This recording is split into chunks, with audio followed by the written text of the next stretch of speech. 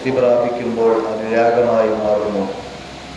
ഇന്ന് ക്യാമ്പസുകളിൽ കാമുകന്മാർ വർദ്ധിക്കുകയാണ്.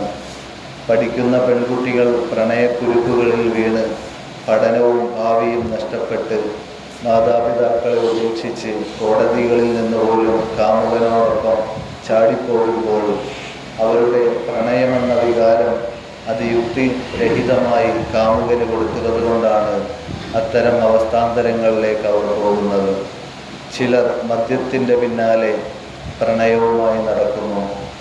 കള്ളുകുടിയനായ ഒരാളുടെ ഭാര്യയ്ക്ക് ചെലവ് കിട്ടാത്തത് മൂലം സ്വന്തമായി മക്കളെ നോക്കേണ്ടി വരുന്ന ഒരു കഥ ഇന്നലെ കേൾക്കാനിടയായി.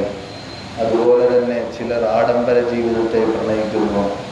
അങ്ങനെ ഒരാൾ ആഡംബര ജീവിതത്തെ പ്രണയിച്ച് കോടിക്കണക്കിന് രൂപയുടെ കടബാധ്യതകൾ വന്ന് ആത്മഹത്യയുടെ വക്കിലെത്തി അവസാനം ചില ഉസ്താദുമാരുടെ ഉപദേശങ്ങളൊക്കെ തേടി നിസ്കാരം തുടങ്ങി സലാത്ത് ദിക്റുകൾ ആരംഭിച്ചു.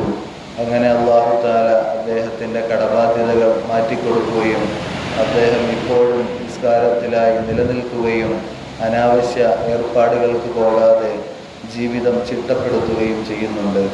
അതുകൊണ്ട് നബി സല്ലല്ലാഹു അലൈഹി വസല്ലം തങ്ങളോടാണ് നിങ്ങളുടെ ഭ്രമവും സ്നേഹവും പ്രേമവും അനുരാഗവും എല്ലാം സമർപ്പിക്കേണ്ടത്.